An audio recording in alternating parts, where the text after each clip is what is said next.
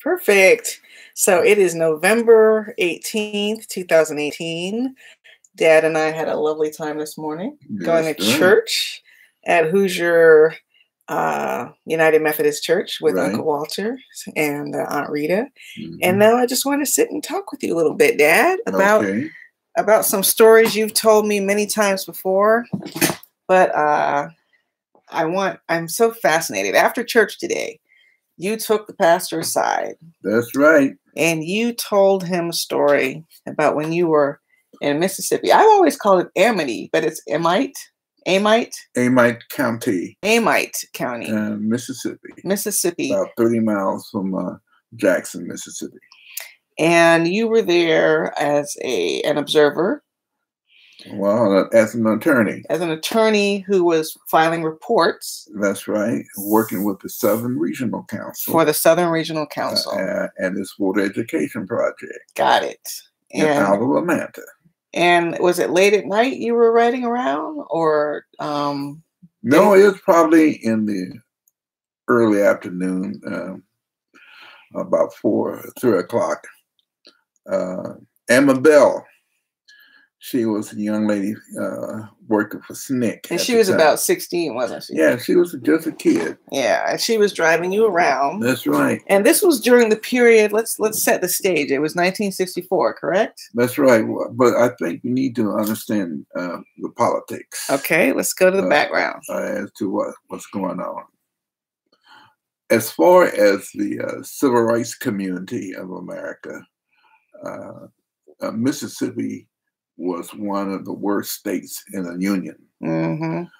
And many of the white liberal organizations that put up the money for helping us to do civil rights work really didn't want to be involved in Mississippi compared to Alabama, Mm-hmm. Georgia, and some other states.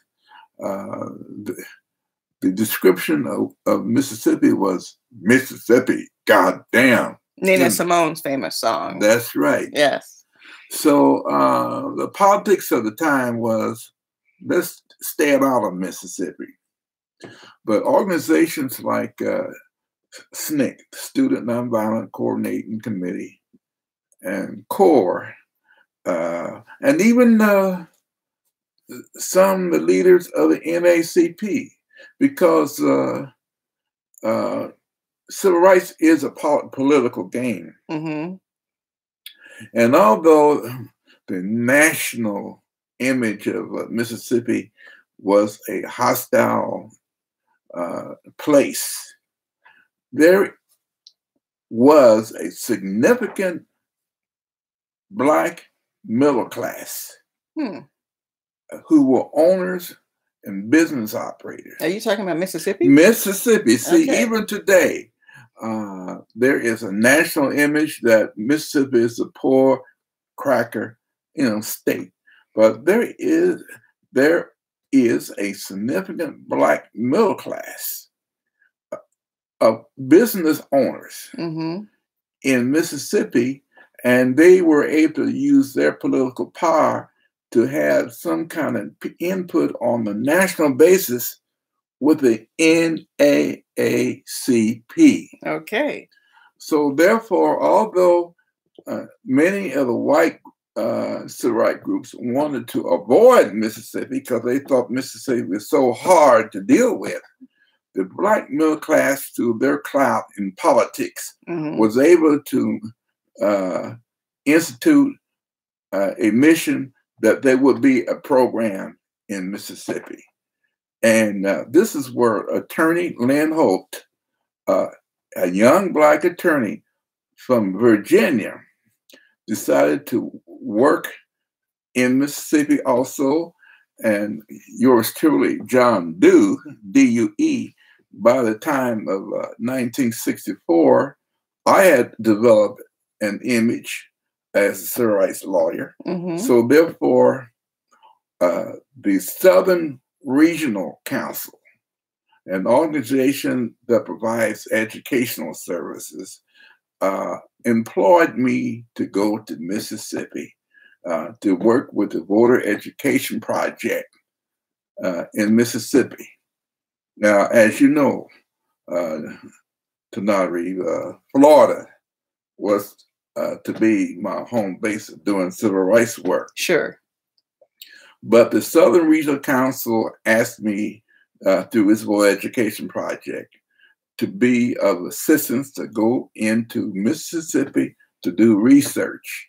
And I was happy to do that because it had that image, Mississippi, goddamn. Well, listen, it wasn't just an image. I mean, wasn't this after the 3 civil rights activists, Mickey Schwerner, Andrew Goodman, and James Chaney had been killed? Yes. That didn't worry you? No, that just excited me because I wanted to be where the action was. Oh boy! Okay. Now, let me explain what the politics was in Mississippi.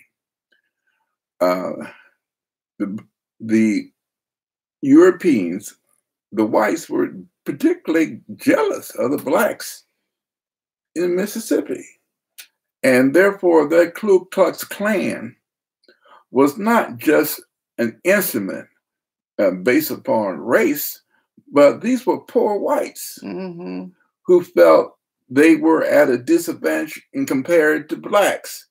So the Ku Klux Klan in Mississippi had a particular mission to kill and destroy civil rights people in the state of Mississippi. And this is where it was important for Black attorneys to assist in not just the NAACP in Mississippi, but also the Congress of Racial Equality and the Student Nonviolent Committee. Coordinating Committee, right? Coordinating Committee. They formed a organization called COFO, Council of Affiliated Organizations, so that we could combine, our forces to work we had to do. Now, we knew that the Ku Klux Klan in Mississippi was specifically organized to carry on terrorist activities. Yes. And that was their plan. I want to emphasize is that the white mentality was that they were particularly jealous of the Black middle class. And that's why that was what was driving them. So I was able, therefore, to carry out my mission, and because I wanted to do things separate from Patricia, because all I was doing was helping Patricia do her thing in Florida. Right. But now some people are asking John Dew to come to Mississippi. Okay. And that's where I was, working as an attorney to collect information, to do research that could be used by the Southern Regional Council on their level, at the same time to give assistance to civil rights workers, that were doing the work. So you were Mississippi. You were on a fact-finding mission, or you were documenting? Yes, Southern Regional Council is a research organization more than a civil rights organization. Okay. So therefore, that was my cup of tea to help develop, document what was going on, to assist the Southern Regional Council to do an educational process, while the other organizations were doing a direct action organization. So you at this particular day that I'm thinking of, you were collecting notes, but you were also collecting debris from cross burnings and things like that. Yeah, while I arrived in Mississippi to do my work, I had participated in workshops to give education as to what was going to happen in Mississippi. Workshops that included research and information for the urban. All these groups were all together, united. The Urban League in New Orleans, I was there, and while I was in New Orleans, Mickey Schwerner was one of the young people that's working with us. Now, he left earlier. And when he and you knew he and his wife Rita Schwerner. Yeah, I knew Rita Schwerner, and sure enough, Shortly thereafter, before I even arrived in Mississippi, Mickey Schwerner and Rita were trying to investigate some killings, and they themselves were stopped by the Ku Klux Klan, and Mickey lost his life, with Mickey Schwerner, Andrew Goodman, Andrew Goodman, and James. He was one of the European volunteers. Andrew Goodman, he was also a volunteer. And James Chaney, who was a local. Now, let me ask you this before we go on. About how long was it after you had seen Mickey Schwerner that you heard he was dead? It seemed like within a couple of weeks, Just almost immediately after. Almost immediately, that's right. Wow. Because Mickey and Rita worked with Patricia, in other places, in Florida and all that. But when they got to Mississippi, they were already on a hit list. Mm. They were on a hit list by the Ku Klux Klan. Their program was to kill the civil rights workers. What went through your mind? Let me stop just there when you heard that he had been killed. Do you remember any details about discovering that he was dead, or who told you? It's okay if you don't, because that was well, basically I learned the details of what happened when they went to investigate another county killing. Mm-hmm. And they were arrested by a sheriff, and they themselves were released on a Sunday. Yeah. After service, Mm-hmm. 12 o'clock. And then that's when the Klan, picked them up and did what they had to do and to bury them. So I knew this information from, contacts which we had in Mississippi as to what was going on. So while I was collecting information with the assistance of a young teenager, African-American young lady who was active with the youth council of the NACP. She would chaperone me around so that I can interview people as to what was going on. Because as an attorney, we had to show the pattern of activities that can possibly be used in a civil rights action. Mm-hmm. And if you want me to proceed, I can tell you what happened. Sure. By doing all this interviewing of people who have been harassed, I talked to an African businessman who was taken by the Klan and beaten up. Mm. So being tired, driving all day and night, I was kind of tired driving down the road when I saw the state police, with their light, because there was an accident. But by that time, I had lost my cool. Mm-hmm. I said, I need to get out of here and sped off. You were driving? I was driving. Okay. And of course, the state police took off after me and brought me to the jail where Sheriff Jones was there. Now, did you recognize Sheriff Jones on sight? Did you know that much about him? No, I didn't know. I didn't know a thing about it. But he knew that I was an attorney. He knew he knew I had papers. Mm-hmm. But rather than turning me over to his father, who's his father? His father was a leader of the Ku Klux Klan that was killing people. So his father was part of the same Klan responsible for the deaths of Mickey. Oh, Schwerner, yeah. They're a statewide organization. Right. And they do their killing on an organized basis. Mm-hmm. But instead of turning me over to his father, he knew that I was an attorney, member of the Florida Bar. Mm-hmm.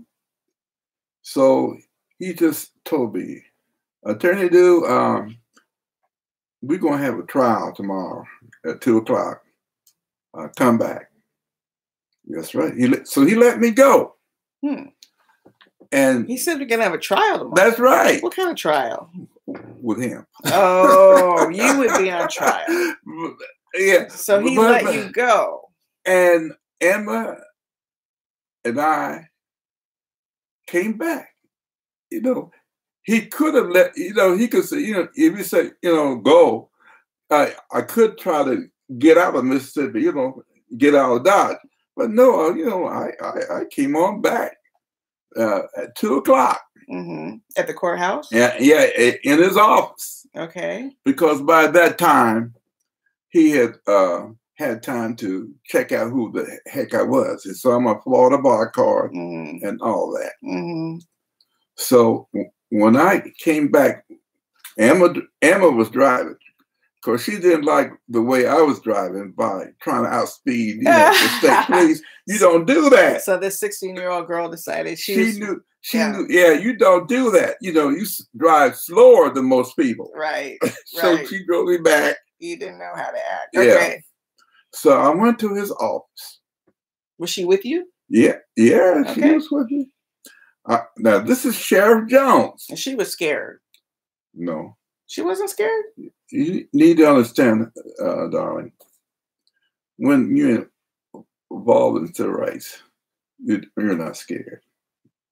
Okay. If you know your mother, she was never scared. No, she wasn't. But some of the people we interviewed were. I know, but the professional workers, those who are really involved in the movement, are not scared. Okay.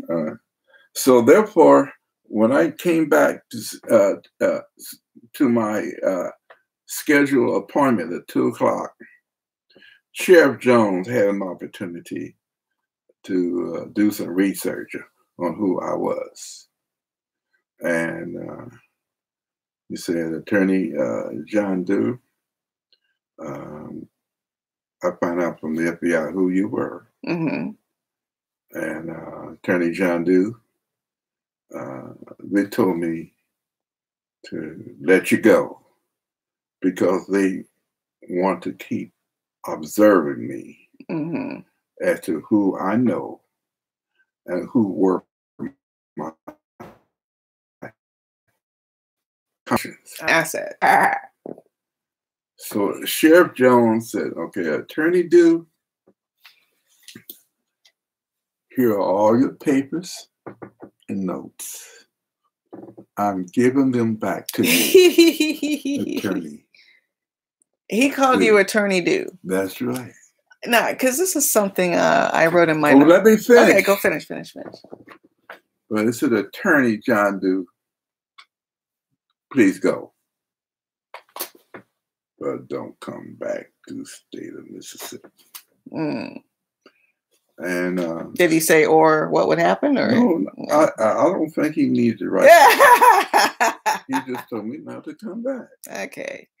You talk about that meeting quite a lot. How did you carry yourself when you were talking to the sheriff? I carried on like I still do. You were joking? Talking smack. Okay, so you were making jokes? That's right.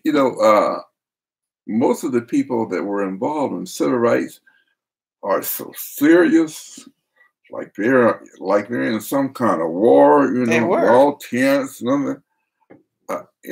My thing was to relax and talk shit. Okay. It's talk smack. Okay. And I still do that. Yes, you do. And so I had no problem. Of course, Emma Bell did.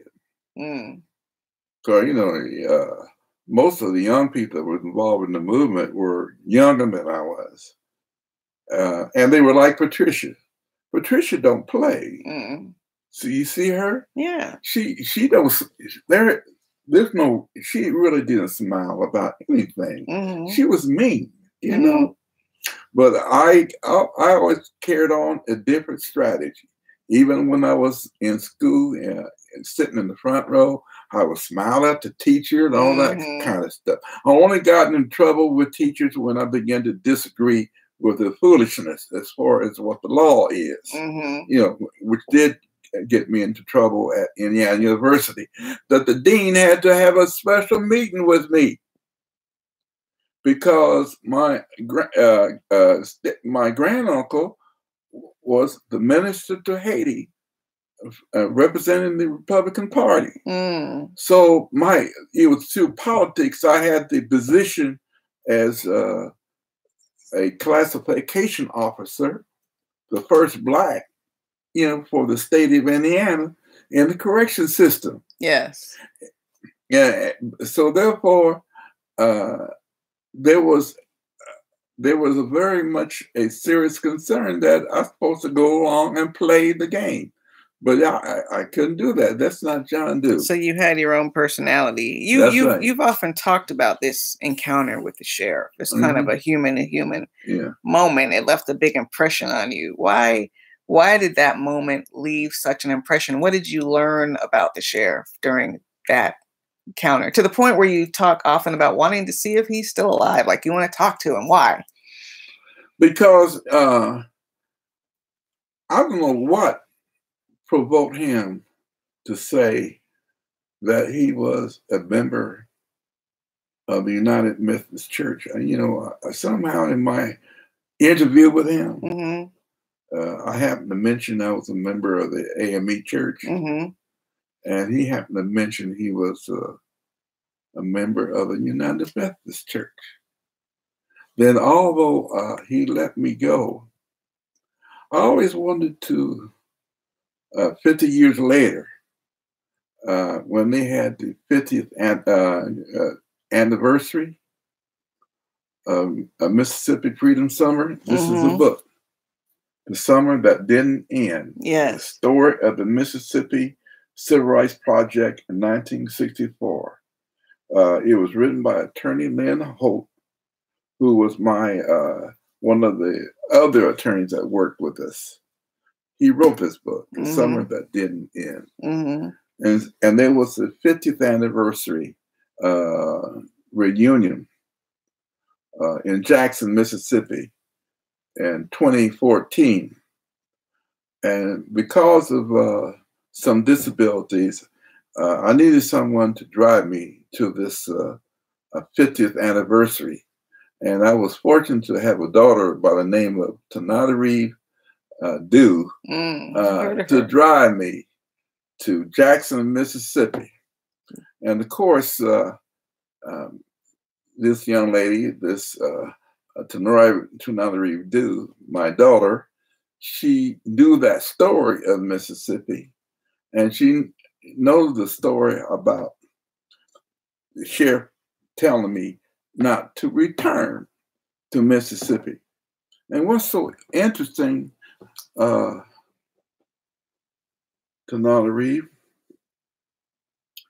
Emma Bell, because of this experience that I had, she left Mississippi. She wasn't arrested, but she left Mississippi. Immediately after? A short time thereafter, a couple of months or whatever. Okay, so she kept her cool during the encounter, but she was done after that. She was done with Mississippi. Yes. And when we had the 50th anniversary, she did not come. She had completely left, for she was concerned. The state of Mississippi doesn't exist. Behind. That's right. So I think even though she might not have seemed visibly frightened at the time, I think it's fair to say she was traumatized by that experience. She was traumatized. See, I wasn't traumatized, but because she knew. Because, all right, in your view, did that sheriff have a direct role in the killings of Schwerner, Cheney, and Goodman? Indirect role? How would you describe his role? He may not have pulled the trigger, but he was part of the conspiracy, the plan, the work, and that's one of the reasons I wanted to go back. In 2014, I wanted to go back and see him again and talk about that. Well, how was he really involved in the conspiracy of the Ku Klux Klan, which his father helped lead in the strategic purpose and strategy to kill, freedom workers. Yeah, that's. But Sonata would not drive me to Amite County, which is only 30 miles away. I think we passed the sign. I remember seeing the sign. Only 30 miles away from Jackson, Mississippi. We had already been pulled over in Mississippi once. I was not interested in getting pulled over again. Because I just wanted to, like I said, number one, I did not develop a hostile, an angry attitude towards people that were violent, terrorists, and terrorists. I saw them just as a human being carrying out, what they thought was, they needed to do. I remember you telling me, didn't he try to lecture you a little bit? Oh, of course. So what did he tell you? What are you doing here? You had a comfortable life in Atlanta. What are you doing down here? Yes, he couldn't understand. And you know what I said? I'm here to make the world better for everybody. And you know what? He said, that's my job too. To make it better for everybody.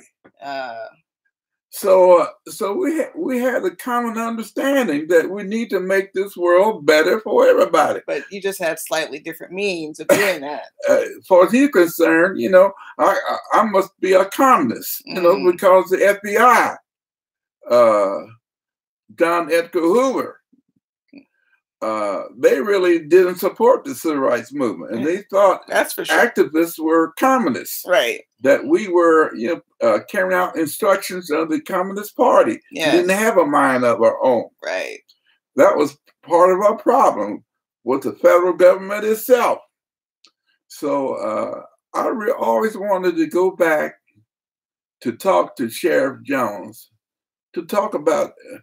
I don't know how in the world. He told me that he was a member of United Methodist Church. I remember telling him I was a member of the AME Church, but I don't think we spent a whole 2 hours talking about the differences. So he knew AMEs were Methodists? Yeah, he knew they were Methodists. So I always wanted to have a chat with him in the year. You didn't have anything to do in letting me go, but I know that he probably would say, no, that had nothing to do my being a Methodist. It's because I was carrying out the instructions from the FBI to let you go. I see. But I still I would like a discussion with him. I would like to think there was some heat on him after the murders, that he couldn't just send everybody to get murdered after that and not give it any. Well, see, the FBI, they didn't care about the killing. They just want to find out who were the communists. Right. That's what was so infuriating about the movie Mississippi Burning, which mischaracterized the FBI as the heroes. FBI were concerned about saving our butt. They want to know where the commies are, or the commies trying to stir up, black folks, that kind of stuff. You do tell that story, and I know that story has made an impression on you. I want to point out at this point in the interview, we just got back from Orlando, Florida, where you received the Legacy Award from the Florida A&M University Law School. And there was a very big event, and Janita and I were there. One of the things you said in the opening video is that this is a dangerous world. It was dangerous for you in the 1960s. And you worry about the dangers for your grandchildren today. How would you use the experiences you got with people like Sheriff Jones as you look ahead to what you would tell your grandchildren about how to navigate this dangerous world? Yeah, that's really because now I have grandchildren. Yes, you have. My 5 grandchildren. My children, such as you, Janita, and Lydia, being our children, saw the work, saw the hostility, they saw what Patricia and I had to do. And you three experienced that by just observing what we did. Yes. Now I have grandchildren who do not see this. And the stories of civil rights is like some movie that's not real. And somehow they do not see the reality of the world is still dangerous, even for them. Now, for Patricia and myself, it was easy to see the danger because the Ku Klux Klan and other groups explained it very well. Yes, they did. How dangerous it is. Yes, they did. But now my grandchildren have teachers who smile at them. Yes. Out in the world, they are given all kind of information that the world is not dangerous. And it's not true. No. It is still dangerous. At least that I think this is one reason I was attracted to go to Mississippi, because the danger is so clear and obvious. You know, you don't have to study it. Right. You know, but now my grandchildren don't understand. What is this thing about civil rights? You know, they don't understand that they are still not free.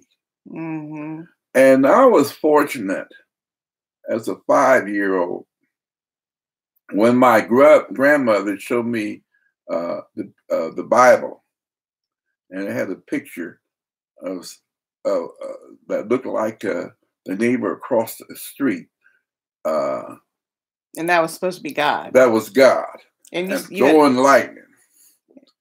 And even then, I began to say, I better be afraid of those people.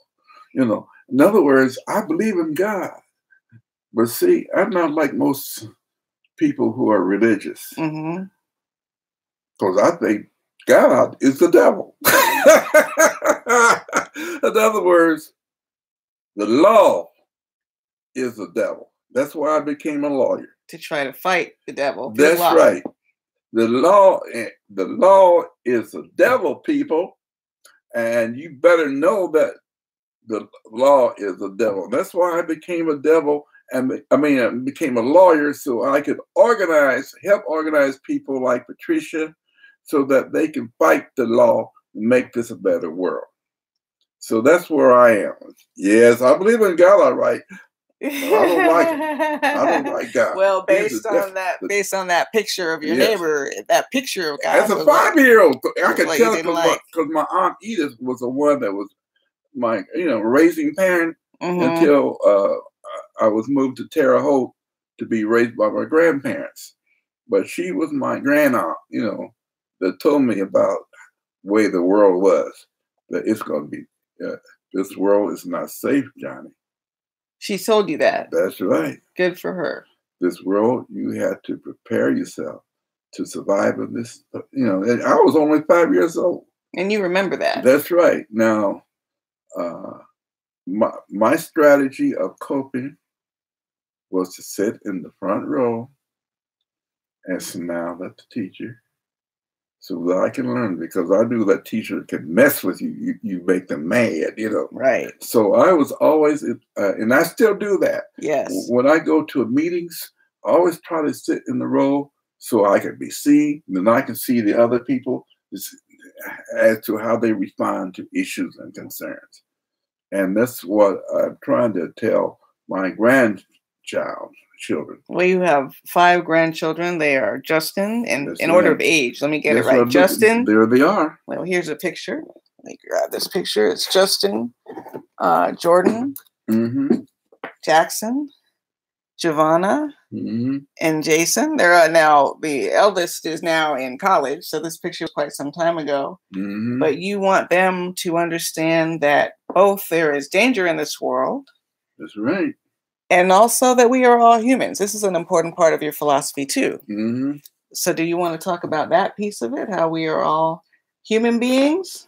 Yes. I call myself a freedom lawyer Yes. instead of a civil rights lawyer.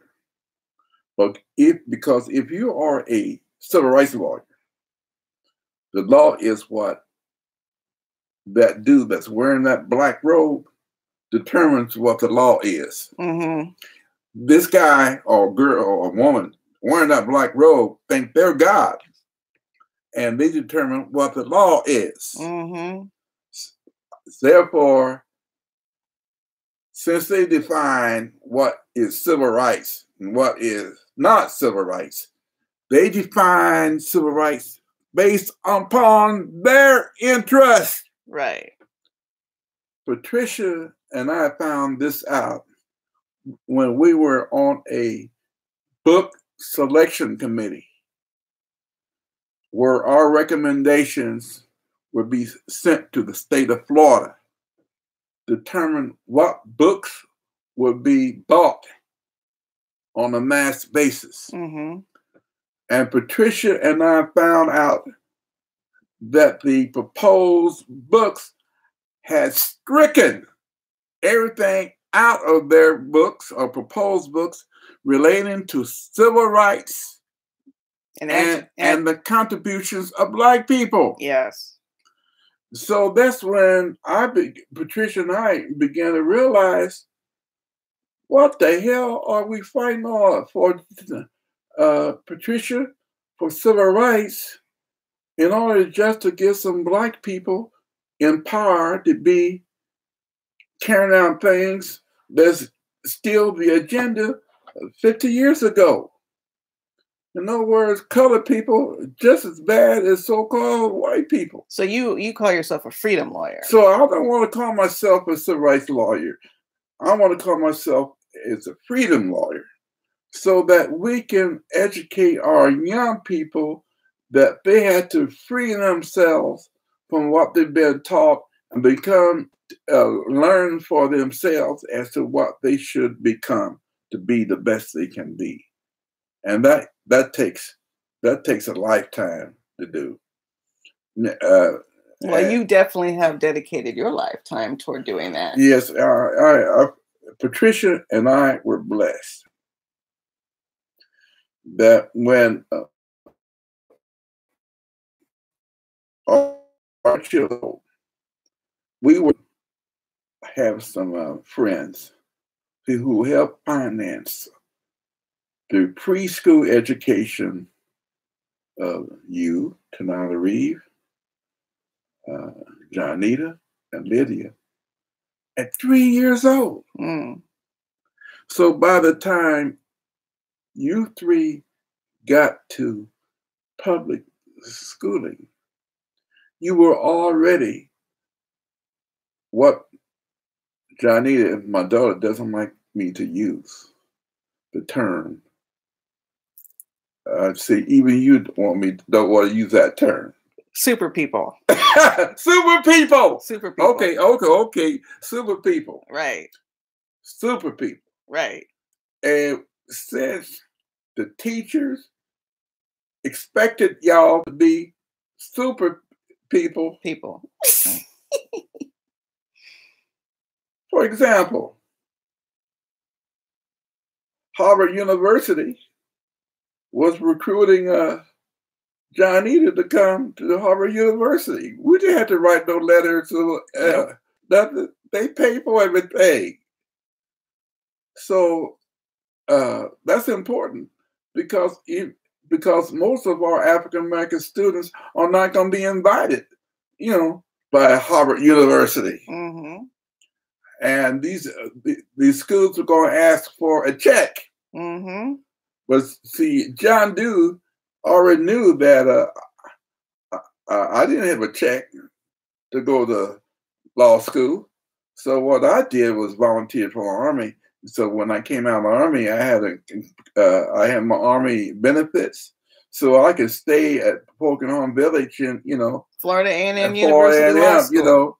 And all paid for by the federal government. I didn't have to pay one dime to go to law school. Well, I would not recommend that strategy. I know you were recommend, but you see where I was thinking. Yes.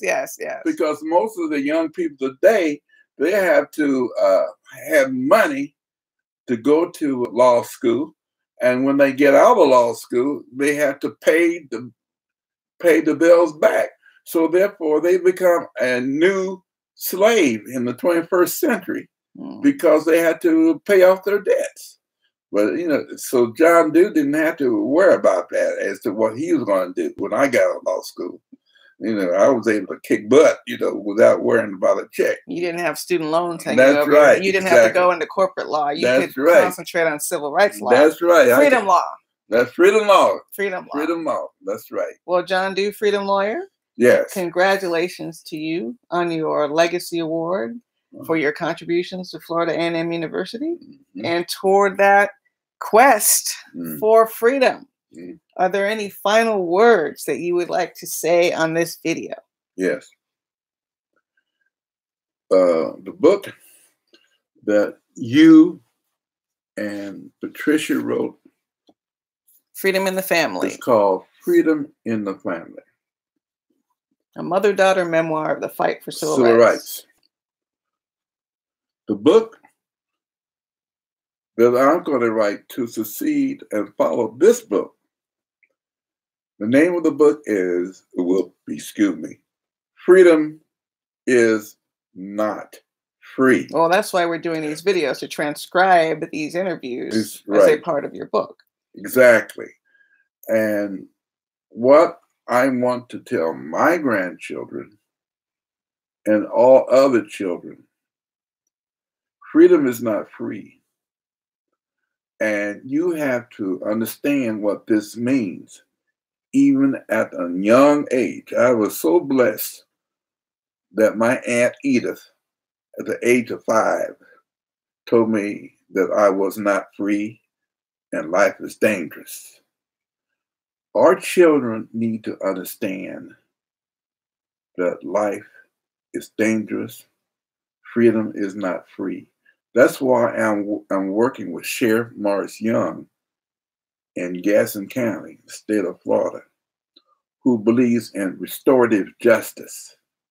Now, this is revolutionary, because when I worked in the Department of Corrections in Indiana, even the chaplain, all the administrators, they didn't want their inmates, their offenders, to be free, because they get a check, So when I complained about inmates serving sentences that were not in the law, they were mad at me. Right. And therefore, I had to leave the state of Indiana and come to the state of Florida, where there was a freedom movement going on, led by Patricia Stevens Dew. Yes. So that's my history. That's your history. But this is what I want to tell young people. It's not over. No. It's not over. At least we had signs that told you, you black, you white, but now these children think they're integrated. They think because they have black teachers, a black, superintendent, or even a black mayor or black governor, they're free. They will need to know that they are not free and they are not safe. And you need to learn how the world is and read for yourself. Read history. But you need to go on the internet and find some alternative sources of information, because Patricia and I found out that the state of Florida gives you a narrative that fits the power structure.